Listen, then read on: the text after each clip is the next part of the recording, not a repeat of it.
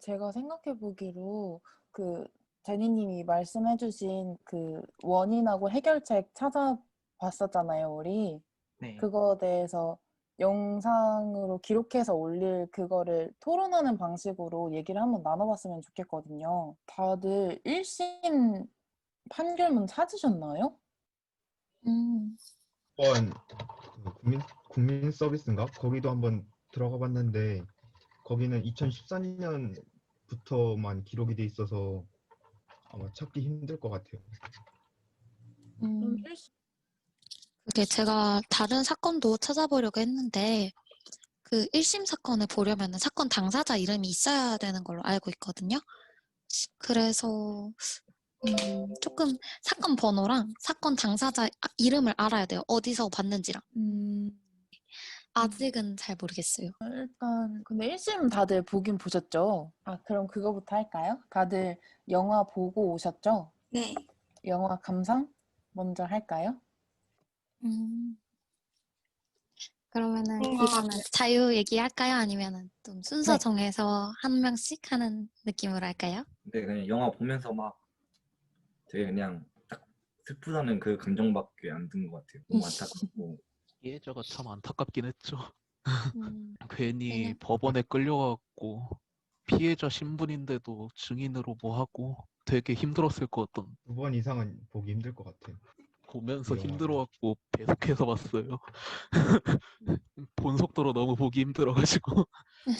근데 그 카톡에서 카톡 토론할 때 말씀해 주셨던 것처럼 되게 피해자 치유 그런 쪽으로 많이 서사를 끌고 가는 것 같아서 그나마 나름 뭔가 범죄 위주였다면 진짜로 끝까지 보기 힘들었을 수도 있는데 그나마 치유하는 쪽으로 그렇게 포커싱이 맞춰진 것 같아서 좀 영화가 나오는데도 피해자분들은 자기 얘기니까 뭔가 2차 가해, 2차 피해 뭐 이런 게 있을 수도 있다고 걱정을 할 것 같다 싶었는데 뭔가 그래도 그 영화로 위로를 받지 않았을까. 그리고 또 그 뭐지?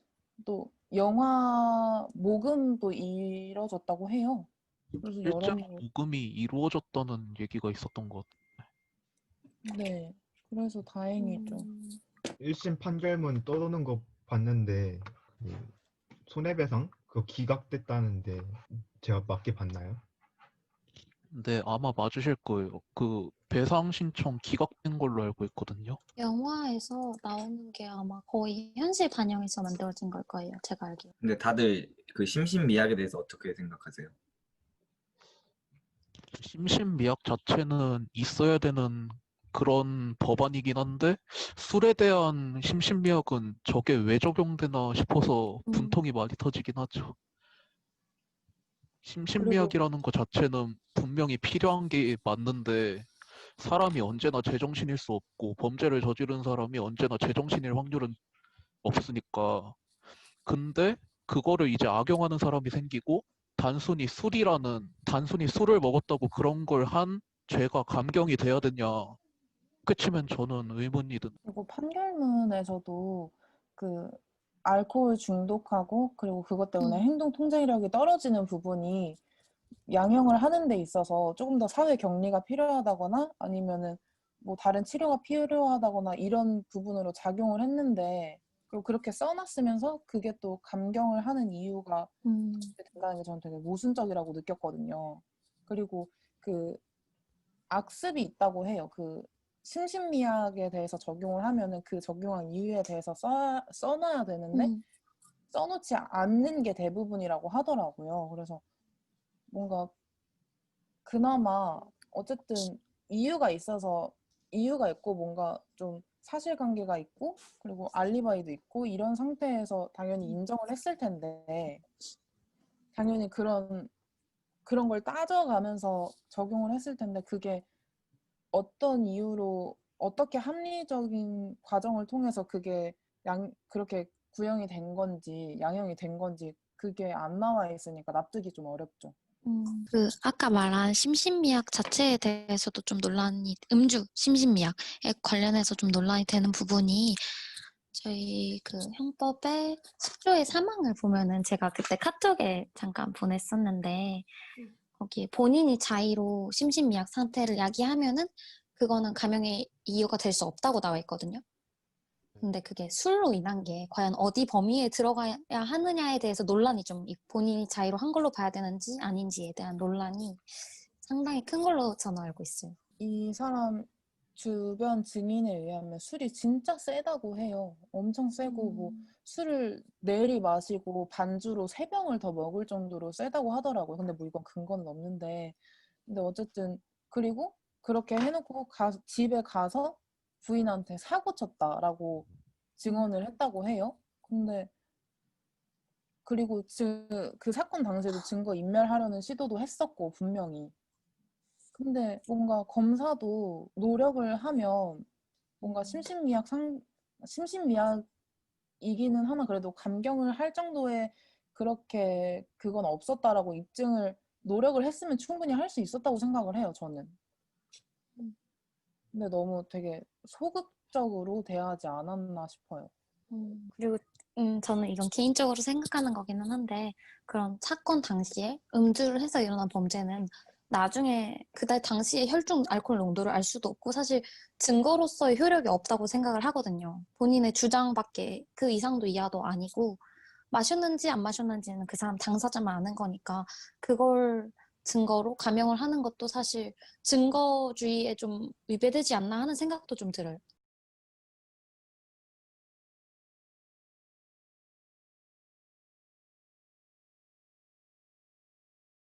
판결문에 막 그렇게 자세하게 쓰여 있지 않고 그 피해자도 기절을 한 상태였고 그리고 조두순도 범행 사실 아예 기억이 안 난다. 그리고 처음에는 범행 사실이 없다. 나는 그런 짓 한 적 없고 다른 사람이 그래서 나는 걔를 치워주려고 하다가 내 DNA 뭐 그런 게 묻었다 이런 식으로 나왔으니까 자기가 그렇게 설명했다고는 생각 안 하거든요. 그래서 일단 판결문에 있는 걸로 얘기를 해볼까?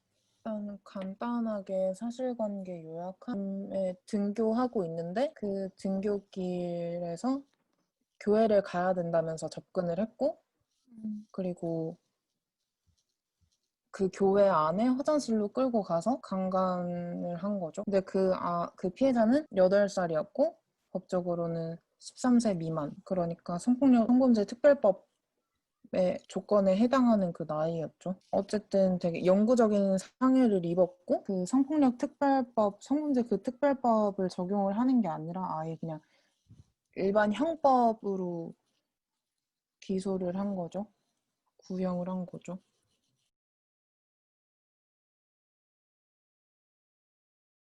질문 없으신가요? 근데 그 대부분 다 원인들이 심신미약 부분으로 통일될 것 같은데 혹시 그거 제외하고 또 더 있는 사람 위주로 발표하는 게 그럴까요? 어떨까 싶어서요.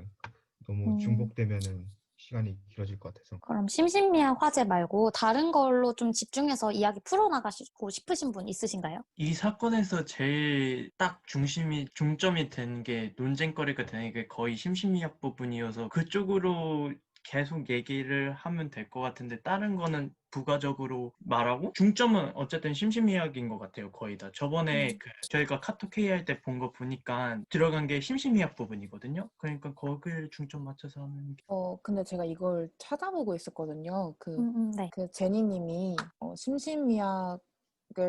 심신미약으로 해서 감형을 했는데도 불구하고 그 논거가 판결문에 나와 있지 않아서 뭐 다시 항소를 하는데 검사가 어려움을 겪었다거나 이건 제 의견이긴 한데 그 판결문 국민들은 어쨌든 그 재판에 참여하지 않는 이상 판결문으로 어떤 이유로 어떤 논거로 이렇게 됐는지 판단할 수밖에 없잖아요. 근데 판결문에 그렇게 나와 있지 않아서 못 받아들이고 있다고 생각하거든요. 그래서 합리적이지 못하다고 생각하고 있는데 근데 준영님이 이게 제가 카톡회의 한 걸 봤는데 심신미약을 책임 조각 사유로서 인정할 필요가 있는지에 대해서 되게 그 의문점을 남겼거든요. 그래서 그게 기억이 나가지고 다음에 준영님이 말씀해보시면 괜찮을 것 같아가지고. 자세하게 쓴 게 아니라서. 근데 요즘 그러니까 최근이나 뭐 그 전이나 경향을 보면은 대부분의 이제 범죄자들이 심신미약으로 자신의 이제 범죄를 회피하려는 그런 경향을 많이 보이고 있는데 뭐 이런 점에서 책임 조각 사유를 인정하는 그런 사항을 좀 써야 되지 않나라고 이제 써놨기는 했는데 좀 뭔가 이론적인 부분과 그런 것들은 좀 더 조사를 해야 될 것 같아요. 근데 여기 준영님이 말씀해주신 것처럼 그 여기 범죄자가 심신미약을 통해서 되게 책임을 회피하려는 그런 경향이 있고 하려는 목적으로 잘 빠져나가서 그렇게 심신미약이 적용이 돼서 감형이 된 그런 사태를 보고 국민들이 법의 부조리함을 느끼고 있는 것 같다라고 써주셨거든요. 근데 저는 책임 조각 사유로서의 심신미약은 있어야 된다고 생각하거든요. 왜냐하면 심신미약이라는 게 단순히 뭐 만취 상태에서 뭔가 사실을 구별하지 못하거나 이런 것뿐만이 아니라 의학적으로 병이 있는 그런 사람들한테 일반적인 사람들에 대한 그런 잣대를 적용할 수가 없는 거잖아요. 그래서 저는 있어야 된다고 생각하거든요. 근데 대신 그렇게 인정이 됐을 때 제니님 말씀처럼 판결문에 뭔가 납득이 가능하게 그렇게 기술을 해놓는 것이 맞다고 근데 그게 안 되어 있으니까 이 사건에서도 다른 사건들에서도 그거에 대해서 부조리하다, 합리적이지 못하다, 정말 단순한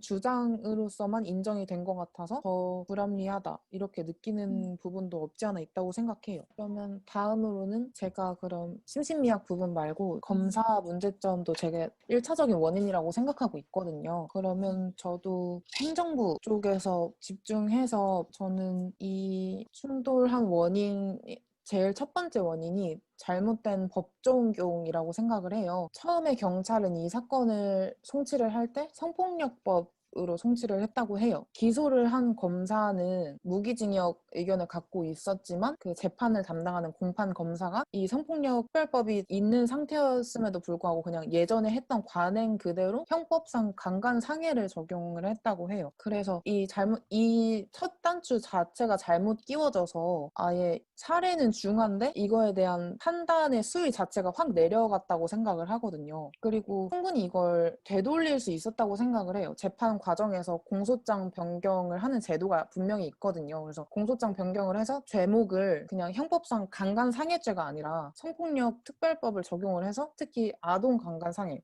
13세 미만 아동을 강간한 특별법을 적용을 해서 실수를 바로 잡으려 할 수 있었는데 그것도 하지 않았고 그리고 그냥 형법을 적용한 대로 그렇게 흘러갔는데 솔직히 말도 안 되는 사건인데 형이 그렇게밖에 안 나온 거에 대해서 사람들도 되게 많이 분노를 하고 그리고 충분히 다른 관점으로 접근을 해서 더 높은 형량을 주기 위해서 그리고 심지어 조두순이 피고가 항소를 했잖아요. 근데 제니님이 말씀해주신 것처럼 검사가 항소를 포기하고 피고인이 항소를 하면 불이익 변경 금지 원칙에 따라서 1심보다 중한 형을 선고할 수 없게 되고 그리고 또 그거에 따라서 감형을 받을 수 있는 여지가 마련이 된 거거든요. 기각되긴 했지만 되게 적극적으로 노력을 하지 않았다. 더 높은 형을 구형할 수 있는 그런 높은 형을 받을 수 있는 방법이 여러 가지 있었음에도 불구하고 적극적으로 적용을 하지 않았다는 게 저는 사법부의 가장 큰 잘못이라고 생각을 해요. 입법부의 가장 잘못된 점은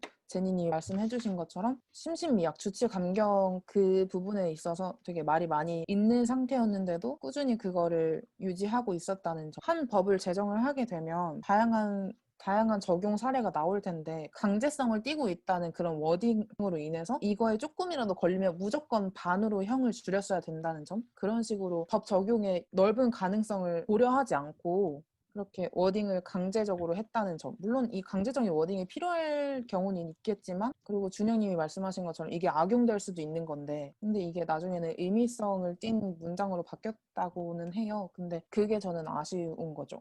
법조문 한번 찾아봤는데 그 당시 때 그 아동 청소년에 관한 법률 내용이 유기징역일 경우에는 5년 이상에 처한다라고 돼 있는데 그 당시 이제 또 형법에 정해져 있는 법정 최고형은 15년까지였거든요.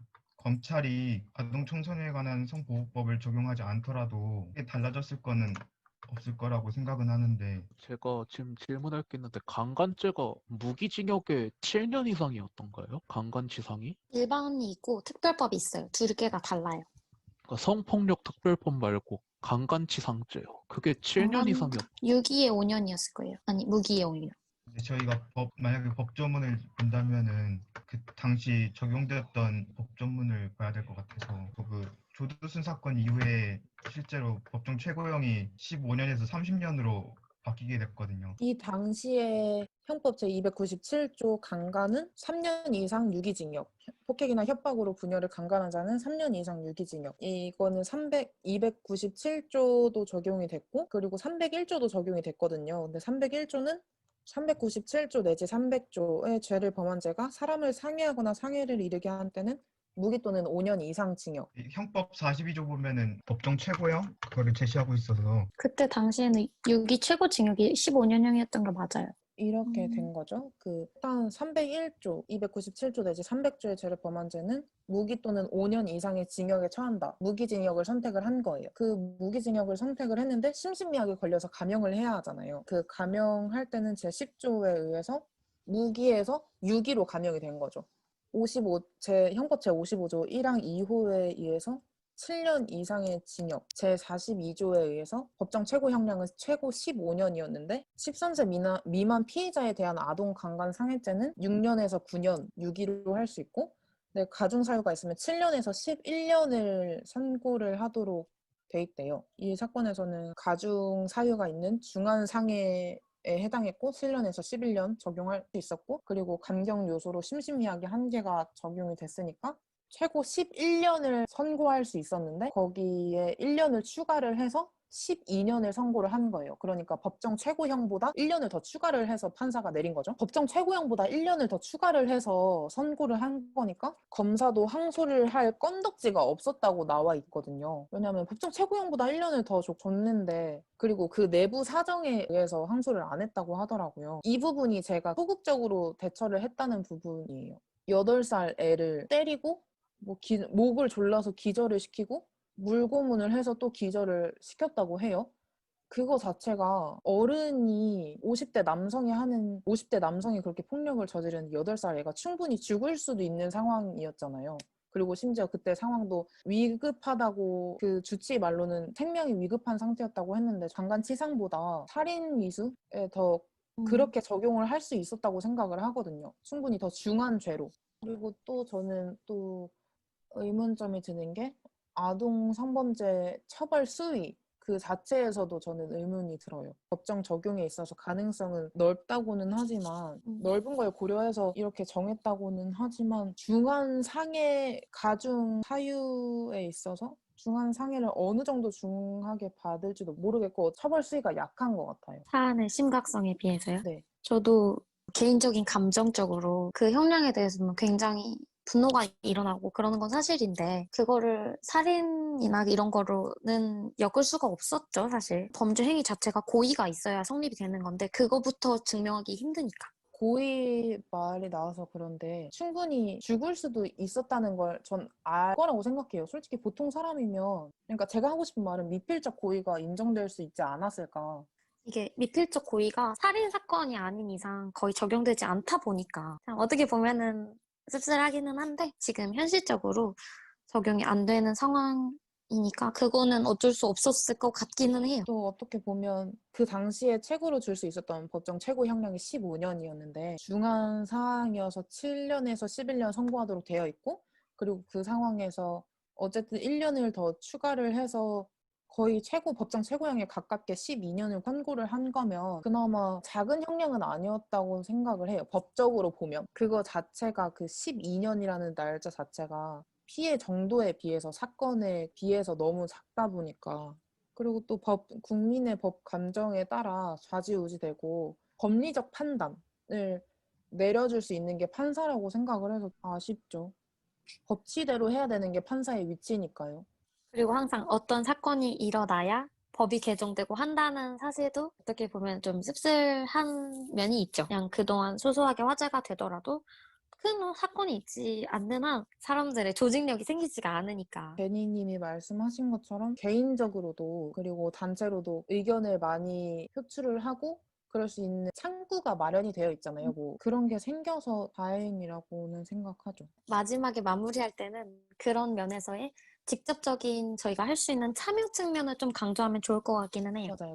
사실 저는 국민 배심원제를 참여하면 좋지 않을까 해서 그거에 대해서도 좀 찾아봤었거든요. 근데 오히려 그렇게 했을 때 배심원들의 판단은 무죄인 경우가 더 많았어요. 감정에 휘둘리다 보니까. 그리고 또 배심원제는 피고가 요청을 해야 배심원제가 열리는 거잖아요. 그래서 맞아요. 과연 이런 흉악범들이 정상적으로 사고가 안 되는 사람들이 배심원제를 할까? 배심원제는 살짝 접어두고 참여 측면을 강조하는 걸로. 그럼 저는 그 참여 측면에서도 더 특히 강조하고 싶은 게 거시적으로 봤을 때 투표가 가장 효과적이라고 생각을 하거든요. 가장 가시적이고. 호령님이 그 법 제정 문제로 원인을 접근하셨더라고요. 이거 이렇게 잘 풀어나가면서 법 제정하고 국민청원 이런 거 말하면 되게 좋을 것 같아요. 법이 있으니까 판사는 적용할 수밖에 없는 위치라고 생각을 해서 법 자체가 제대로 만들어졌다면 잘 되지 않았을까 싶어서 법 제정 쪽으로 문제를 풀어보려고 했던 거였거든요. 그래서 그런 부분도 넣으면 좋을 것 같아요. 원인 부분에 그것도 문제가 있었다라는 식으로 하면 좋을 것 같다고 생각해요. 영학님이 원인 3번에 교화를 중시해서 형량을 크게 주지 않는 유럽 대륙법의 영향으로 법에 정해진 대로만 판결해야 하는 그 사법계 상황을 원인으로 꼽아주셔서 그것도 얘기해보면 좋을 것 같긴 한데. 그 원인으로 찍기는 했었는데 제가 그거를 찍었던 이유는 제가 확실히 그 사법계가 그쪽으로만 해야 된다는 거 얘기하기도 했었는데 근데 되게 한국 정서도 교화보다는 벌을 주자, 가둬놓자, 뭐 사회에 다시 재진출을 하거나 이러지 말고 격리를 시켜서 범죄자를 차단을 하자 이런 거에 집중이 되어 있는 것 같아요. 아무래도 막 요즘에 그런 말도 나오잖아요. 세금으로 왜 내가 쟤네들 밥을 줘야 되냐 이런 부분도 있고 그냥 그 사법계 상황뿐만이 아니라 국민들 정서도 교화보다는 징벌의 목적으로 법에 요구하는 바가 교화보다는 벌을 주자 이거인 것 같아요. 그래서 이게 해결책이 형벌의 수위 자체를 형벌의 형량 자체를 넓게 보는 거죠. 경한 사건은 경하게 뭐 아까처럼 중한 사건은 7년에서 10년이 아니라 예를 들어서 법정 최고형이 15년이었다는 걸 감안하고 7년에서 15년 정도 범위를 넓혀서 중한 사건에서도 경중을 나누고 그런 식으로 해서 교화보다는 치료가 목적이거나 아니면 얘는 정말 사회와의 격리나 차단이 필요한 그런 범죄자다. 그런 죄질이 정말 악하다 싶으면 국민이 요구하는 바대로 중하게 벌을 주는 거죠. 뭔가 국민들에게 안정감을 준다거나 그럴 수 있게. 그렇다고 막 아예 그 범위 자체를 유지하면서 그 간격을 유지하면서 높이자가 아니라 범위를 넓히자는 거죠. 안에 자의적 판단 부분을 넓히자 약간 이런 얘기신 건가요? 그렇죠. 징벌의 효과도 줄 수 있을 만큼. 근데 이건 뭔가 부작용이 너무 심하고 아무것도 몰라서 쉽게 할 수 있는 말인 것 같기도 해요. 이렇게 적용을 함으로 바꿔서 어떤 부작용이 나올지도 모르고 어떻게 적용될지도 아직 보지를 못하니까 쉽게 말할 수 있는 것 같긴 한데 어쨌든 저는 이것도 넣어서 해결 방안은 좀 더 얘기를 해보되 이것도 넣는 것도 전 좋을 것 같아요. 그리고 제가 그 형량 관련해서 얘기 나왔으니까 우리나라에서는 형량을 매길 때 여러 가지 범죄를 같이 일으키거나 하면은 범죄 하나의 큰 잘못에다가 가중하는 식으로 하잖아요. 그런 방식과 말씀하신 대로 형량의 범위 자체도 좀 작고 그 안에서밖에 판결을 할 수가 없기 때문에 판사의 재량이 사실 어느 정도는 제한되는 게 맞죠. 근거에 의해서 이게 맞다 아니다 판결하고 형량에 대해서는 판결의 영향이 조금 줄어드는 게 사실이니까 사실 저는 조금 너무 좀 간단하게 생각한 걸 수도 있는데 이 법에 정해진 대로만 판결해야 하는 한국의 사법계 상황이 문제라고 아까 영왕님이 올리셨잖아요. 이거를 해결을 하려면은 국민적 정서가 아예 바뀌던가 이거를 형벌을 크게 하는 걸로 바뀌어서 큰 틀에서의 형법 자체를 바꾸던가 하는 일이 필요한데 그거는 저희가 풀어나가기가 조금 힘들 것 같아가지고 지금 호진님이 얘기하신 대로 적당히 절충안을 찾았으면 좋겠어요. 유럽 대륙법의 영향을 받아서 범죄자의 징벌보다는 교화를 목적으로 한다는 사실을 더 많은 국민들한테 납득을 시키는 방식도 있겠죠. 사회 교육적인 측면에서. 아니 그거를 언급해도 될 것 같고요. 아니면 어떻게 저희가 판단을 하고 있는지 적을 때 이거를 딱히 해결책을 찾기 위한 원인보다는 이런 상황이어서 이렇게 더 판단을 한 것 같다. 풀어내도 괜찮을 것 같기도 하고. 사실 이거는 저의 개인적인 생각이기는 하지만 고등학교 때 제가 법과 정치를 들었었거든요. 교육적인 측면이 사실 좀 크다고 생각을 해요. 문과 친구들도 법과 정치를 선택하지 않는 이상 이런 부분에 대해서 잘 모르고 이과 친구들은 아예 접할 기회조차 없다 보니까 직접적으로 생활에 와닿지는 않더라도 저희를 지배하는 영역이 있는 거잖아요. 그러니까 모두가 알아야 된다 생각하는데 공교육의 부재가 좀 크지 않나 하는 생각이 조금 있습니다. 오늘 한 2시간 가까이 회의했는데 어느 정도 틀은 좀 잡힌 것 같고 그리고 그러면 다음 오늘 회의는 이걸로 마치는 걸로 할까요? 오늘 한 거는 제가 간단하게만 정리해서 조금 올려놓을게요. 수고하셨고 다음에는 해결책 얘기 나누는 걸로 해요. 네, 수고하셨습니다. 수고하셨습니다. 수고 많으셨습니다. 감사합니다. 수고하셨습니다. 수고하셨어요.